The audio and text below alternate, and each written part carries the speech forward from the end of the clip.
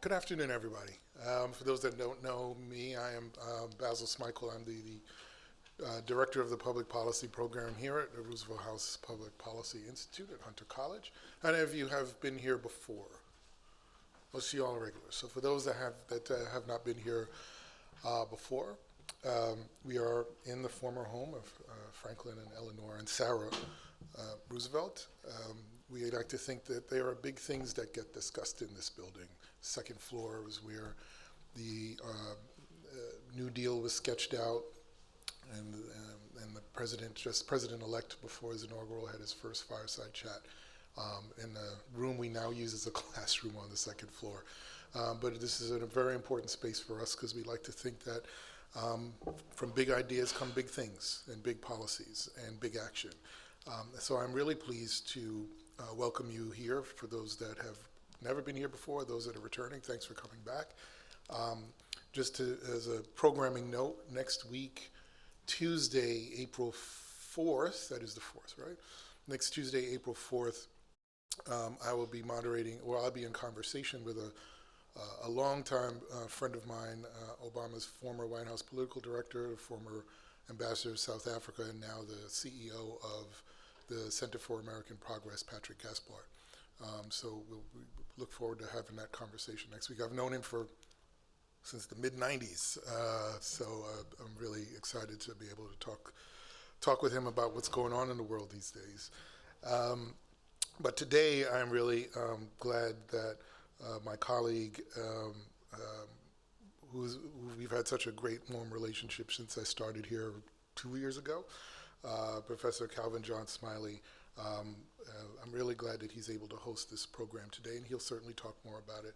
But 40 years apart and in prison, activism, love, and liberation with Debbie and Michael Davis. We're so thankful for you joining us here today, and offer, come back as often as you possibly can. Because we'd love to see you, and we're really glad that you're here with us today. I'm glad that Professor Smiley could put this event together, and I also want to thank the folks on our staff who helped put this together.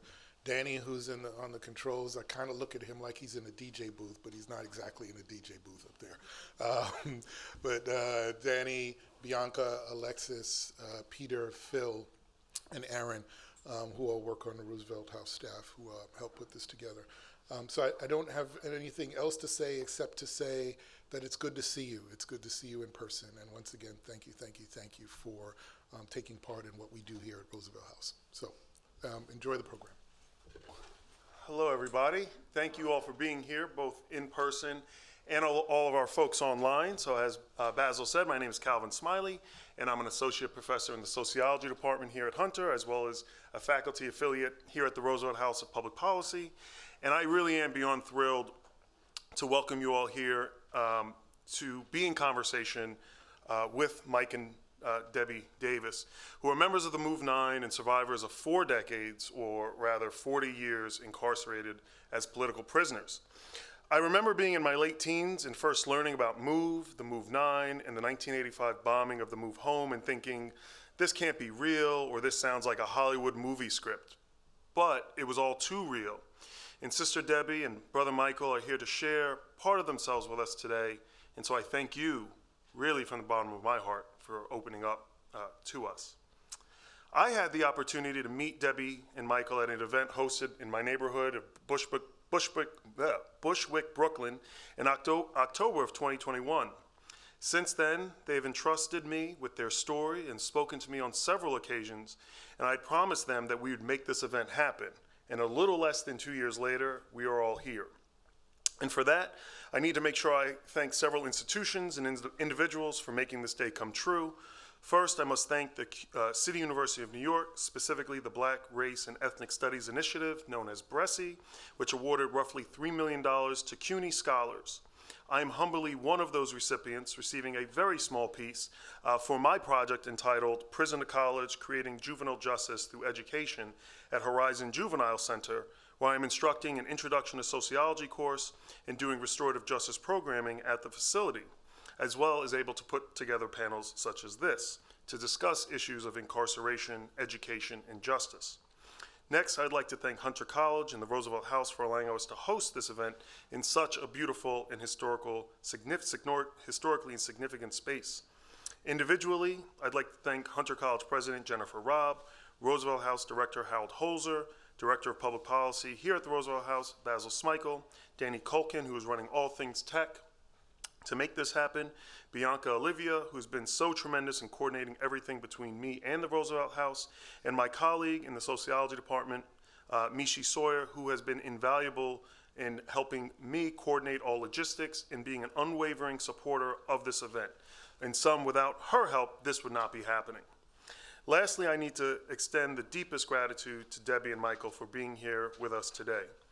As political activists, former political prisoners, public speakers, filmmakers, directors, and producers, Michael and Debbie went from childhood sweethearts to caring for animals, to picket signs, beatings, and arrests, which separated them for 40 years by a prison sentence. While in prison, Debbie gave birth to their baby, Michael Africa Jr., in a jail cell. And he grew up and came back to free his parents from that prison. With that being said, I would like invite us all to watch Michael and Debbie's documentary, By Your Side, before we jump into our conversation. Thank you. Two things emerged to me.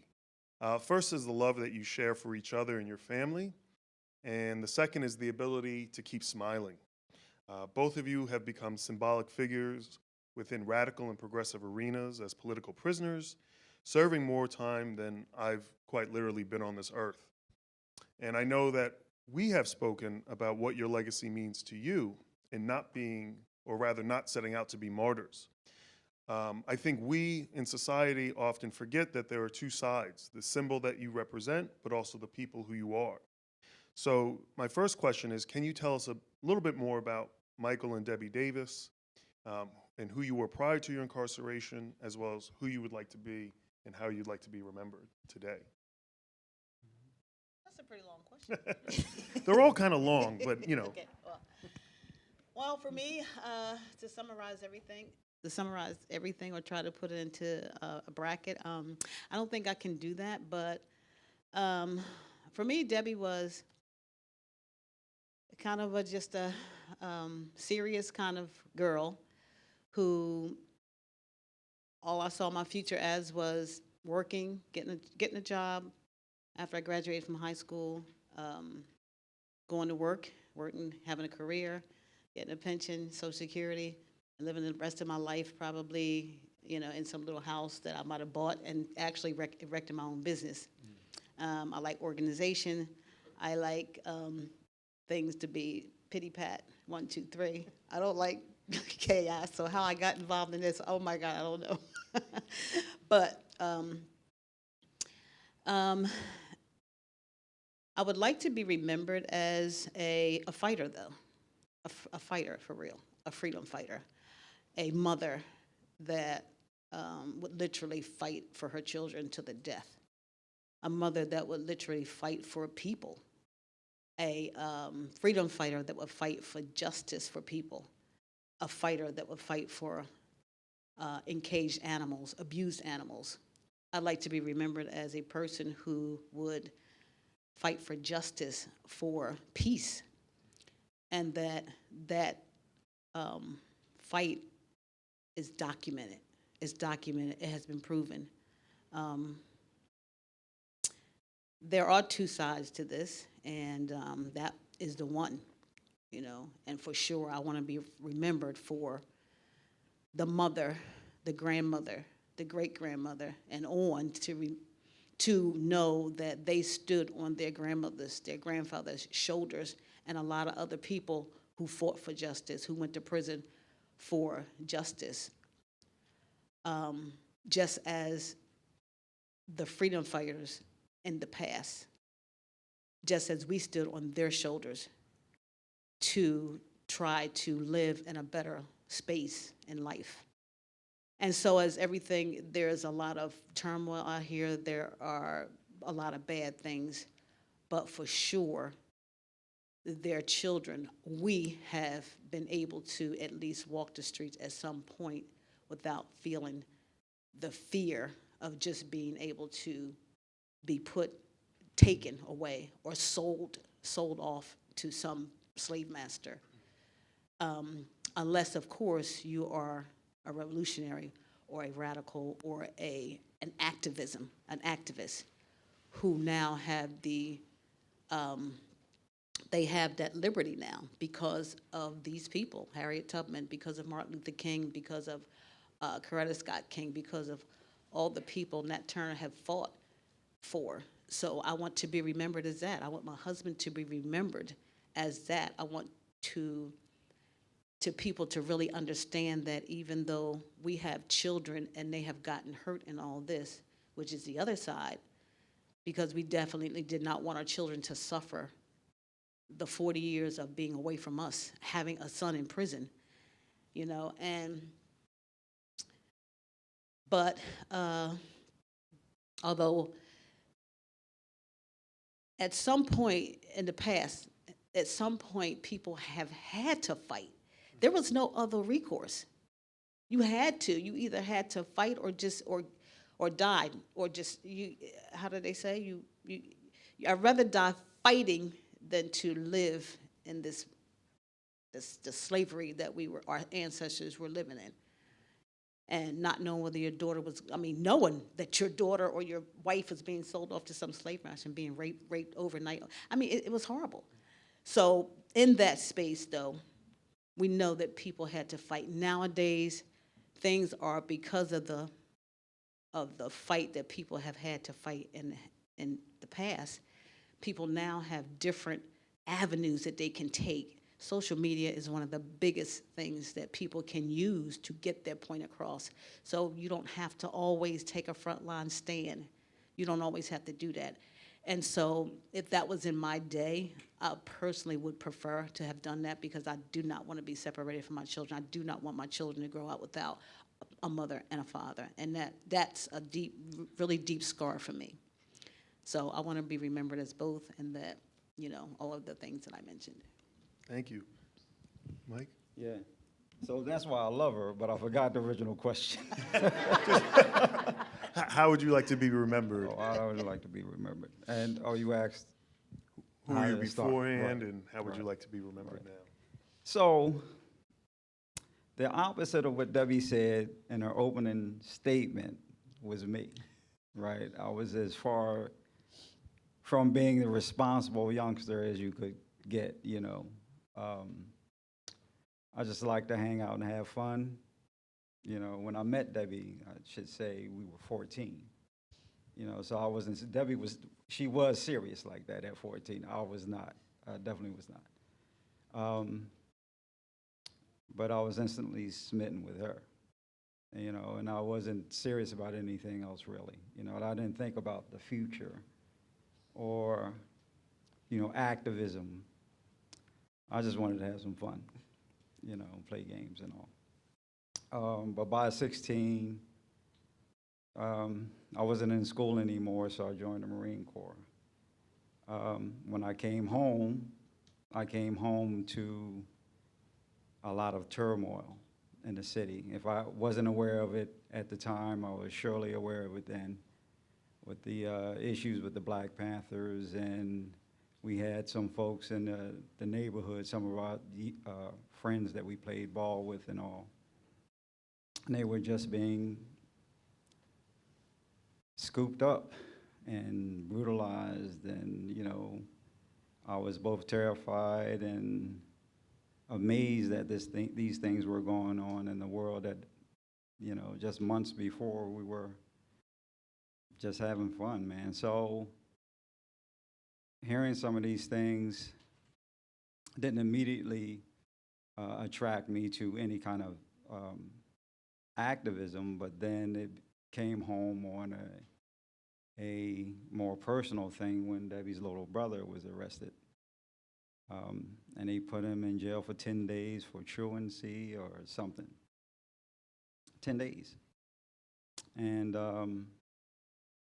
that was the first demonstration I ever went to. And being on leave from the Marine Corps, I'm thinking, okay, I'm going to just check this out and then be on my way. But they scooped me up and treated me just like they treated them.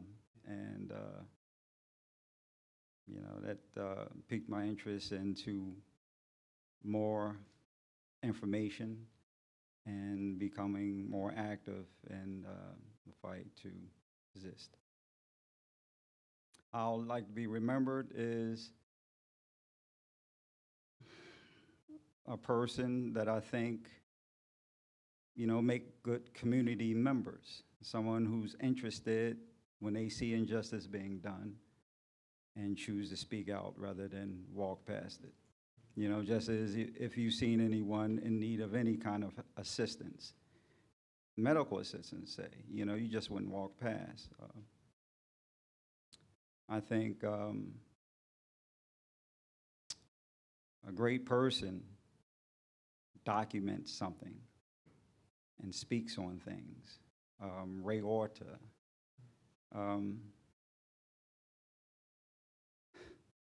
He documented something that showed clearly that, you know, police brutality was not a myth. And that was very impactful for a lot of people, and it's certainly impactful for me. So how I would like to be remembered is just someone who tried, who lent their voice and tried. While you were incarcerated, and as we saw in the documentary, you earned, Michael, your bachelor's degree from Villanova, and I know, Debbie, you were involved with a number of different programs like dog training and gardening. Could you just talk a little bit about why you pursued those while you were incarcerated?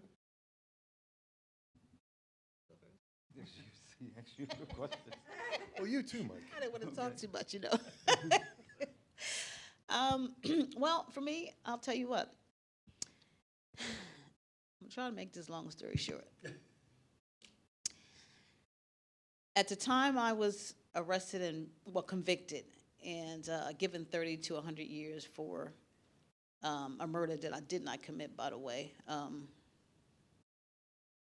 actually thought that we were going to be released like way earlier than I was.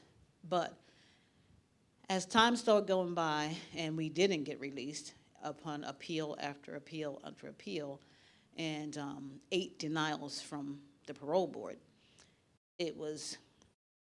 I had to do, we did our regular routine of running every day, running exercises every day, and the regular prison jobs, you know, cleaning and whatnot. But as time started going by, you know, I thought, you know what, I got to do something because your children are growing up, they're this age and then they're this age, and you're not really in prison mentally a lot of times. So you're out there with things that you cannot control. You cannot do anything about. And so it's hard because you don't want to settle in prison. You don't want to settle yourself and feel like, I need to accept this. But in a way, I had to. Because what was I going to do? And I was asking myself these questions. What are you going to do? Are you going to you're either going to you're going to die from heartache and pain, or are you going to do something that's at least going to fill your mind and keep you occupied while you're here in this space and progress some kind of way. I just got involved in whatever I could. It wasn't even it wasn't a thought out plan of just, well, I'm going to pity pat 1, 2, 3. It was, okay, I'm going to do something. But these were things that I like to do and I love doing. Actually, naturally, aerobics, I was an aerobics instructor for 20 years actually. And so I taught aerobics and yoga, and we had health fitness classes. The dog training program, I love that too. I love working with the dogs, so I did that for like 7 years. And I enjoyed it. So I was able to get involved in it and be active in it and enjoy something that I like. And also motivate so many people around me that were in need of of companionship, of spirit. They were in need also. And so it was a motivation for me as well as for those people. Like, we motivated a lot of women in aerobics classes. They were just enjoying it. They were getting so much out of it. And so that for me was also a reward, you know, and that include officers. Like, we're not haters on people. That include officers and staff and people that we worked with all the time. So mostly I got into things, and even something that I don't even really, look, I got my cosmetology license. Look at my hair. It was something to do for like, for a few a few years to keep me occupied until, you know, until I could say to myself, okay, I'm okay, wherever I'm at. I'm okay, I have to be, because I had to be. And that was one of the hardest things that I had to do, to accept that you have to be here, maybe, you know, so that's why. Yeah. So I actually earned 3 degrees while I was in prison. But I also went to carpentry school, and I built furniture, and I sent furniture home to my parents and to my kids. I learned to read and write music, and I was in several bands there. These are the things I like to do. That's what I did for relaxation. But I also talked a lot to a lot of younger guys that was in prison about my experiences and things to avoid while they were there, trying to keep them out of trouble as I started traveling a different route myself. It was for other reasons too. You know, I was tired of seeing folks affected by them trying to get at me.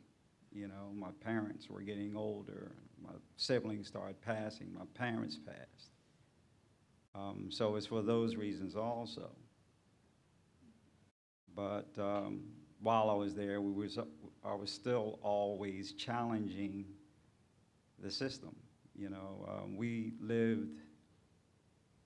were kept near a nuclear plant at Greater Ford Prison, the Limerick nuclear plant. The water, much like the situation in Pennsylvania now, and Philadelphia now, the water is horrible. You know, you take a shower and you're itching for the next half hour. You know, it was horrible. So we challenged the state about that water situation, and they got the attention of Erin Brockovich, and she made a statement. The prison system is a money-making institution. Everything connected to the prison is there to make more money, period. And everything attached to the prison, everything coming in that prison, the bottom line is to make a profit. So the phone system, the clothes that come in there, the food that come in there, the commissary, everything, the bottom line is the dollar, man. Knowing this, we challenged them on a number of things. We got some wins. Global Tel-Link was kicked out of there. Global Tel-Link. Right. And they have tablets too that they make, and TVs. They make all, you know, any number of things. Everything coming in there is, you know, bottom line is the dollar. So while we were there, that was another thing that, you know, I participated in and had some wins. Obviously, you don't win them all there. So, but, you know, I enjoyed that experience as well. You know. That's great to hear. And you know, one thing, and we were talking about this upstairs, is, you know, being in prison for 40 years, you really did if anyone who knows the charts of mass incarceration, they were in prison at the beginning of mass incarceration up until where the present numbers are today. And so part of that was that you were incarcerated at what I would argue is part of the height of the Black Power movement and released in the era of Black Lives Matter. What do you see as some of the either parallels or differences between the two movements? Personally, I think that there are more parallels than there were differences. You know, I think in each movement, the movement started because of people caring about the community, people caring about what was happening in their communities and wanting to speak on it, change it, correct it, and challenge the powers that be, who was actively setting one force against the other. And at certain times, in certain areas, you have different things, like I mentioned Ray Order with the cell phone, who captured Eric Gardner being choked to death. So that was a form of challenge to the media because it showed clearly what was happening, and people could not lie about it. You could not go somewhere else and make the story up about it because it was captured. So social media became a very powerful thing. The era before that, the era we came from, it was mass demonstrations. So mass demonstrations was an uprising that spoke about these things, and when enough people rose up, they would challenge them and force them to do certain things. Okay, so that's a parallel, but it's the same difference, really.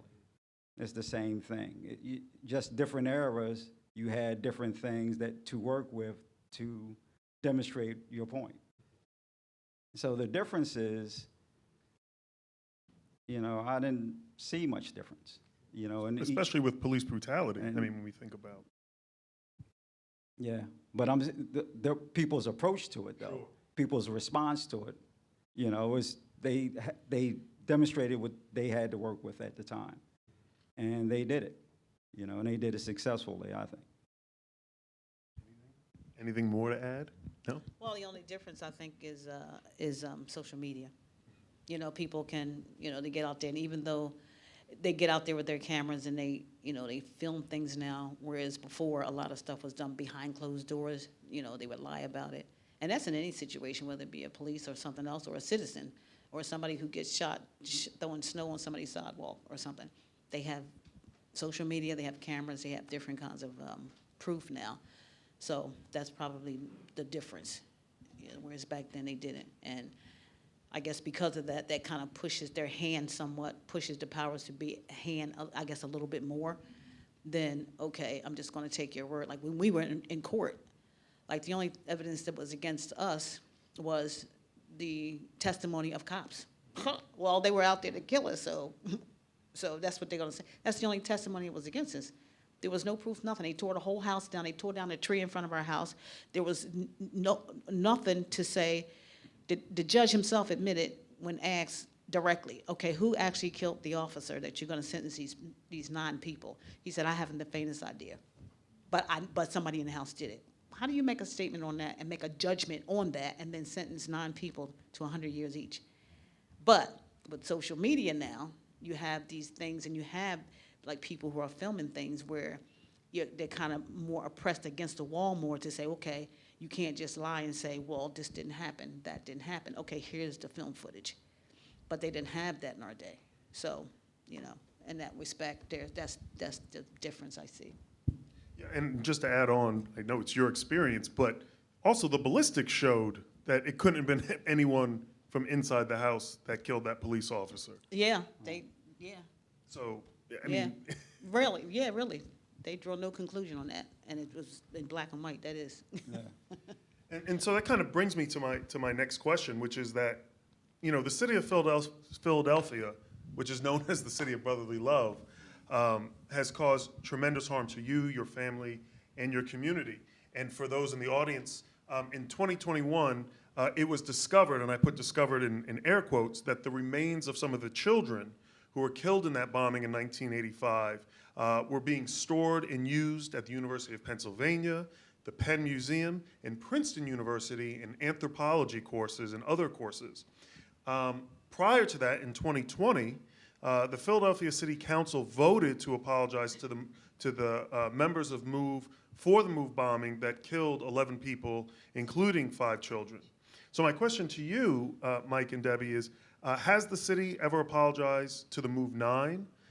What sort of restitution, if any, could the city of Philadelphia, the state of Pennsylvania, or the nation as a whole do to compensate or even make amends for the pain, trauma, and quite literally time taken from you? No, short answer about apologizing, no, they have never apologized to the Move Nine. Mayor Kenny, the current mayor, made a statement last year saying that the city of Philadelphia has gotten it wrong for the last 50 years when dealing with the MOVE organization, with its responses to the MOVE organization. And he was speaking at a press conference talking about what you just mentioned, about the medical examiner being exposed for making videos, handling the remains of the children of the people that were murdered May 13th, 1985.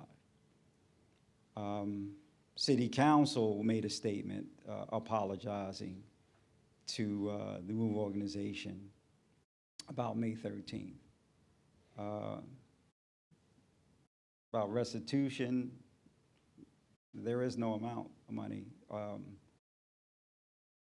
that they could give to the MOVE organization or to the wider community who they also harmed for doing what they did. But they put a dollar amount on it when they said they would sanction those who they finally did hold responsible, $1 a week for 11 years for the deaths of everybody in that house. $1 a week for 11 years. Was that a couple $100? That's nothing. Oh, It's $52 a year. oh, but they repealed that and they dropped that. They threw that out. Then they threw that out. Right. I mean, I'm speechless to that. Debbie, did you have anything you wanted to add to that? Yeah, I think Blank says it better Yeah. than me. He's a, And while yeah. also, we are on lifetime parole. You know, that they dropped a bomb, murdered 11 people, tried to murder 13, and destroyed 62 houses, completely demolished. They got $1 a week, you know, we're on lifetime parole. And they don't even want to talk about restitution or apologies when it comes to that. No. I have one more question, then we're going to open it up for Q&A. And Can I yeah, finish sure, responding sure. to it? Just real quick, and just to kind of really draw the parallel to, or the opposite of, you know, the question you asked as far as apology. They never apologized to the MOVE Nine personally. But also, I mean, these are people, city officials, who admitted to doing what they did, admitted to, yes, they murdered these people. A whole investigation that was supposed to be a Mary Good investigation that was supposed to be determining, well, what was this act for real? Was it murder? What was it? Why was it? And they were found, it wasn't like a trial to be found guilty or innocent. It was a public trial. Nothing ever happened. Nothing ever happened. Killed all those people, 5 children. Nothing happened. Nothing happened. We were accused, and I say accused because it was never proven, of third-degree murder, which is unintentional. Third-degree murder is actually unintentional murder. We were charged with this, 9 of us. Spent 40 years in prison, 9 of us. Mike, 41, and Chuck, 42 years. Yet we come home, we get nothing. We have to find our way. No Social Security, no nothing. And we did all that time in jail for the accusation of 1 police officer. And they killed how many? They killed all those people. Not one of them went to prison. And these are, they say they're Christians. Hand, an eye for an eye. You know, so, I mean, it's just, I can't even, I don't even know the word to describe it. It's so egregious. And that brings me to my last question before we get to the Q&A, and it's something that I heard you both talk about at that event when we first met, which is this concept or this idea of that we need justice healing and we need to heal justice. So could you tell us a little bit about what that means to you, this idea of to have justice healing and healing justice? Yeah, well, you know, you can never heal from something when someone never admits or acknowledges that they even done anything wrong. You know, you had the whole Truth and Reconciliation process in South Africa, where the people who treated and subjugated a nation, and all they had to do was admit to what they did, acknowledge that they had done wrong. And, you know, I don't agree with how that was handled.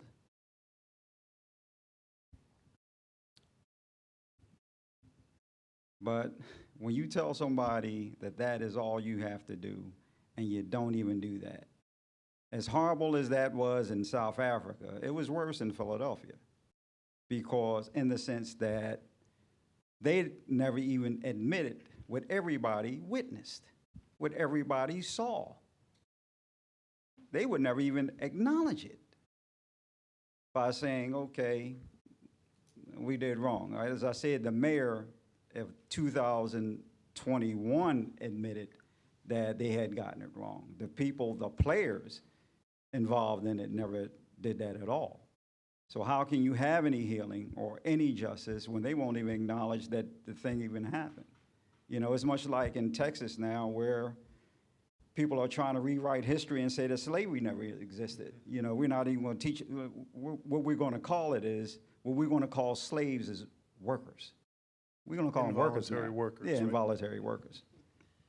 You know, that's what we're going to call them now. How can you have any justice? How can you have any healing when you don't even acknowledge your crime?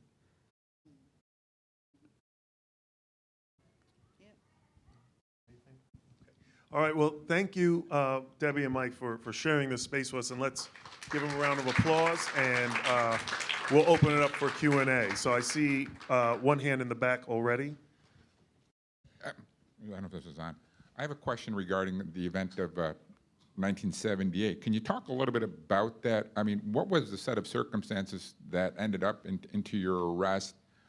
What was MOVE trying to accomplish leading up to that particular point, and what resulted in the mayhem and obviously the significant incarceration that both of you had to go through as a result? And maybe talk a little bit about what the theory, if you can, about the prosecution's case against 9 people, saying all 9 people are convicted, I guess, for shooting one individual, despite the fact, I don't know if these ballistic things came out later, or, you know, to me, I'm just thinking from a logical point of view, you know, how do they say, hey, all 9 people, you know, are held responsible, under what theory did the prosecution supposedly, I guess, presented this to a jury and got them to buy in that 9 people are responsible, if anybody should be?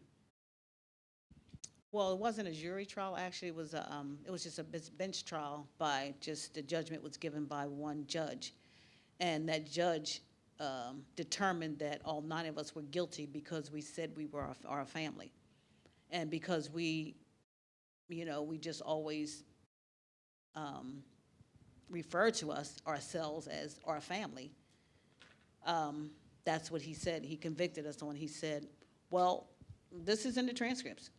He said, well, since you say you're a family, you have all said that you're a family, you all acknowledge that you are a family, then I'm going to convict you with said guilt shared by all. So I'm going to give each of you the same amount of time. That was his analysis. His, you know, through some type of conspiracy theory, because we were all in the house, which we lived there. That was his analysis. That's in the transcripts. And what about the other part? Can you talk a little bit about what we were trying to accomplish and what led up to this series of events? Yeah. Well, what led up to what?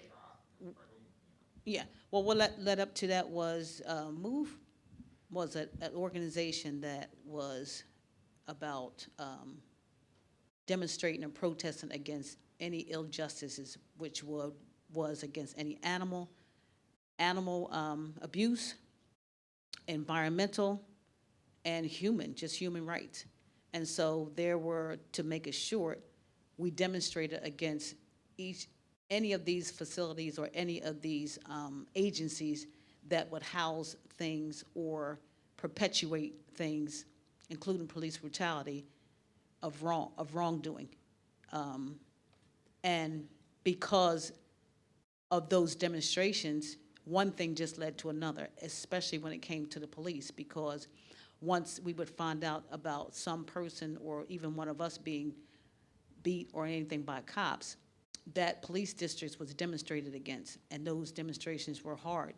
They were, when I say hard, I don't mean violent, I just mean that they were picket signs around that police department, and there were being exposed, names, places, times, what they had done, and they just didn't like it. And at the time, Mayor Rizzo was the mayor of Philadelphia, and he had already had a reputation for being a very tough mayor. Oh, no, he was the police commissioner. A very tough mayor. And so he was from the old school, and he was, he wasn't a politician. So Yeah. it's like, Right. like it used to be, just beat them up and put them in jail, and, who cares? Like, okay, well, somebody made a mistake. Somebody got shot, so it was a mistake. Let's just sweep it under the rug. It doesn't matter. So what happened, if I may, just what happened that particular day? I mean, it seems to me like if he had a problem with you, he'd go to you guys and say, look, maybe you should be arrested, whatever, but it sounds to me clearly didn't result in that kind of a response. No, this, Token rearrest, and I'm just trying to understand the level of violence that took place in that particular. Okay, yeah, and I'm still trying to understand why Chauvin had his knee on George Chauvin's neck in 2021. That's the response. You have a response of a city in 1974 where you speak truth to power. This is their response. You didn't have to understand. Listen, wearing dreadlocks in 1974 was seen as a crime. They called us all kind of names just because of the style of our hair. So we're speaking about, as I said, and later when we were protesting the Limerick plant next to a prison, and the kind of response we got there. This is early 1970s. When you demonstrate against any kind of city structure, this is the kind of response you're going to get. And they can say the excuse that you were dirty, we didn't like the way you smelled, we didn't like what you ate. The bottom line is, what did you like about George Floyd? What didn't you like about Eric Gardner? What didn't you like about Tamir Rice? That's the response of those in power when you speak truth to power.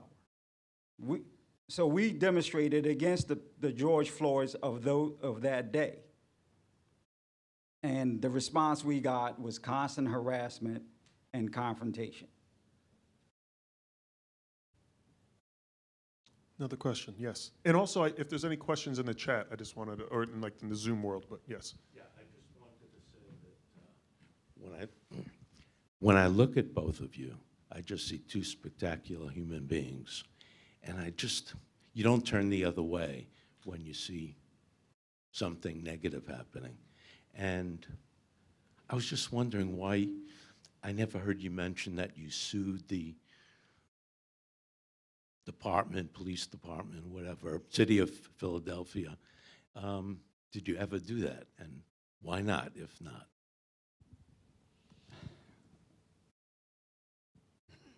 I don't know why not.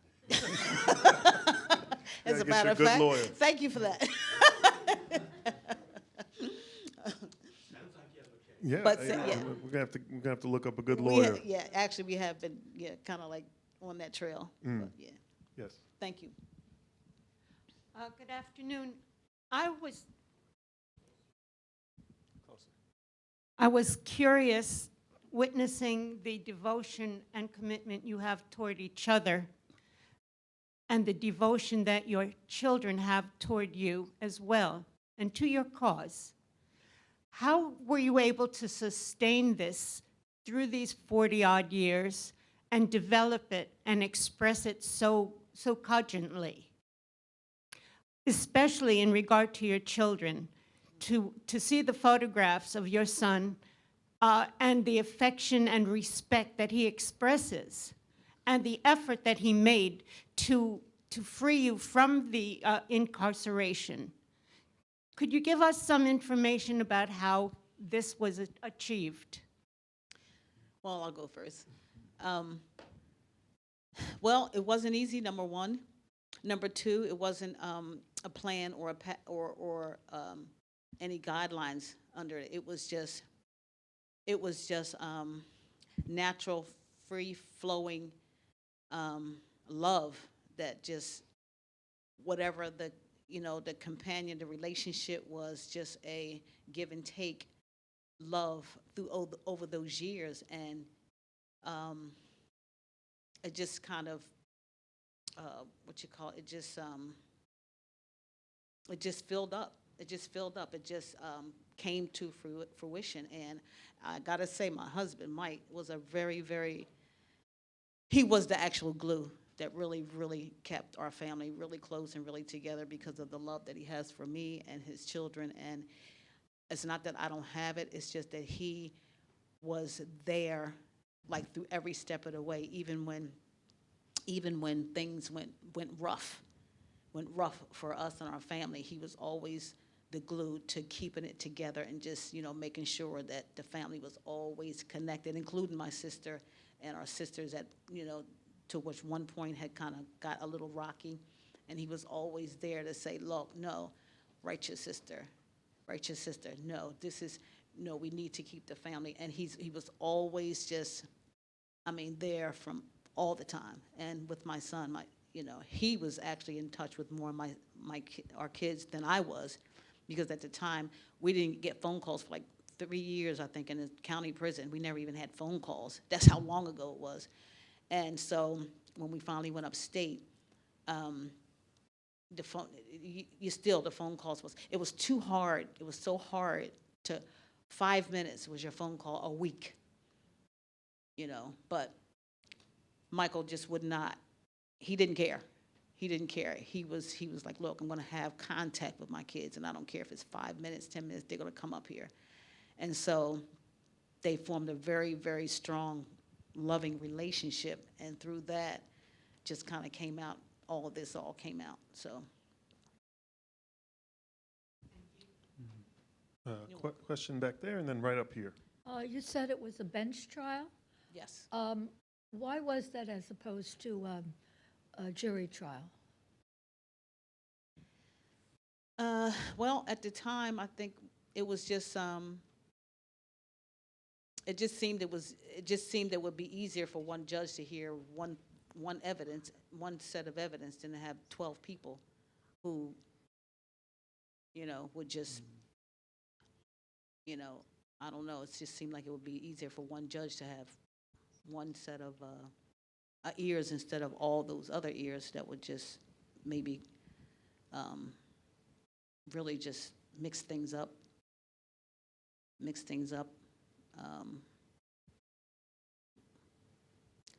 So we just went with the judge. Well, I saw how you were so determined to fight. I didn't really understand why you wanted to fight so much. Why you wanted to fight for all those people. Well, I'll tell you what. I know you're a little young right now, but if you were to see, say, like a kitten, like being hit or kicked by some boy walking down the street, and they wanted to kick it, and they wanted to, strangle it or do something like that, would you feel like, how would you feel about that? Would you feel like you want to stop it? Yeah. So it wasn't, so it's sort of like that. You know, it's just on a grown-up level to where it goes more to politicians and government, whereas you might be walking to school and you might see this.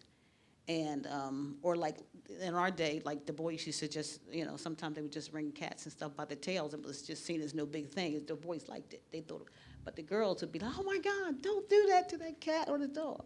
So it makes you feel like you wanna fight. Not physically, as far as like punching or nothing like that, but to speak out against it. And you might say to that boy, you know, hey, I mean, don't do that to that cat, or don't do that to that dog, or don't do that to that my little sister or brother.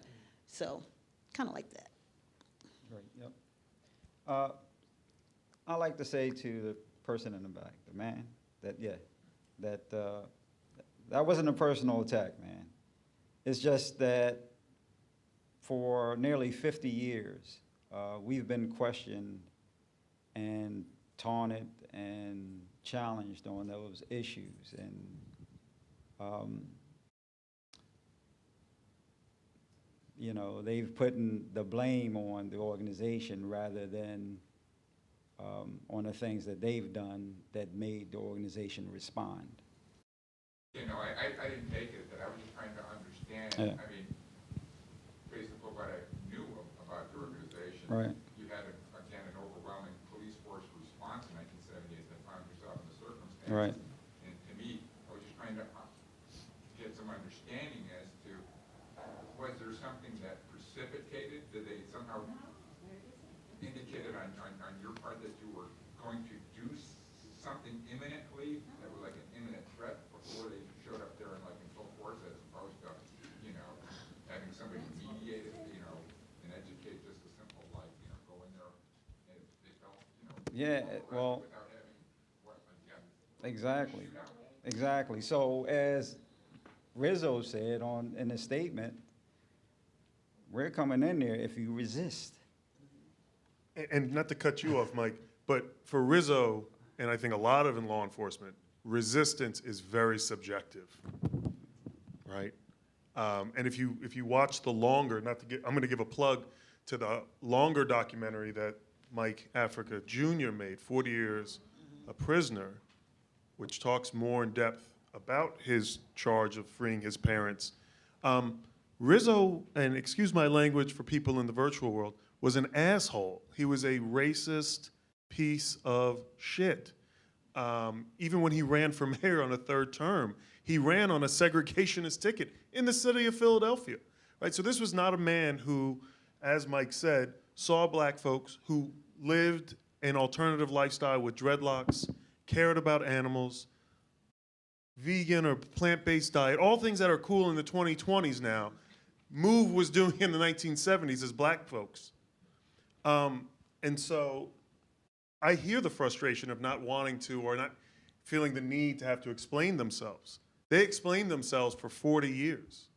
And I think, yeah, and again, not personal, just I hope I'm not misrepresenting you. No, that's fine. It is But absolutely. But I Rizzo would was like a to give- terrible human. But I understand what you're saying. I would like to kind of shed a little bit light on it just for your satisfaction and clarity. One thing led to another. So if any times at any of those demonstrations for 100% of the time, one of us was already brutalized, beat, or something. So from there, it was another demonstration. So once they would beat us up, we would, of course, put us in jail and say we were assaulted a cop. And then from there, the demonstration went to the people who locked us up, which was another police district, and from there to a judge's house. So that's kind of what led up into and culminated to one thing after another. So by this culmination, at a time like we just got tired of it. We just got tired of it. We told them we barricaded ourselves in our house and said we wasn't taking no more. If they were going to come up and beat us up, it was going to be out in the public where everybody could see it. So there was no closed doors, there was no back alleys, there was no dark streets, which had been a lot of the time. And so once that happened, then it's like it got the city's attention because time after time, there were complaints to the city manager, to police districts about what was going on with us, what was happening to us, and it all fell on deaf ears. They didn't want to hear it. They was, oh, They never paid us any attention. No attention was drawn to it. No cops were ever questioned. Nothing had ever happened. And so we just said we got tired of it because I don't know how much, how much information people follow as far as brutality. A lot of people just don't. But when it's happening to you or somebody close to you, you pay attention. So if anybody knows the amount of this kind of thing that happens and it's just gone on deaf ears and nobody does anything about it, it gets frustrating. It gets frustrating and angry. But because we did not want to get angry and be overt and use violence, so we barricaded our own selves in our own house. And what I mean is that we just built up a fence around our own house, and we stayed there, and we didn't come out. So when we did not come out, we told them, we made an address to the city. No more. We're not taking it no more. And so if you want to do it, it has to be in the open. For all these years, this is what we have been: harassed, beaten, told we can't do things, we can't, all that. And so we were supposed to have a constitutional right to be able to demonstrate against wrong. We were denied those rights. And because of that, it led up to that. And Rizzo, being the person that he was, it eventually went to against Rizzo. We actually demonstrated personally against Mayor Rizzo because after we complained to him, he didn't care. Police brutality was, he made no apologies for it. Not only with us, but anybody else. Anybody else. He made no apologies for it. So the demonstrations went personally to him. And that's when he really, really, really took it personal because he didn't like it. So he said, I vow to drag you out by the backs of the necks if you resist. So, and that's what he did. So you're gonna either come out or you're gonna be dragged out. So with that, I want to thank you both for being here. But before you clap, I want to ask you one question, lightning round. Just one word answer. All right. What was something that you were looking forward to when you got released, and not family, things like that? What was one thing that you were looking forward to when you were released? And what is something that you've started to love or enjoy that was unexpected, something that you didn't know you were going to like? One word. Okay, well, my one word was, I enjoy speaking. Okay. And my other one was, what did I look forward, what was the first part? What was something that you were looking forward to? Oh, probably eating a cheesesteak. A cheesesteak. Okay. Something that I didn't expect that I would get involved in was filmmaking.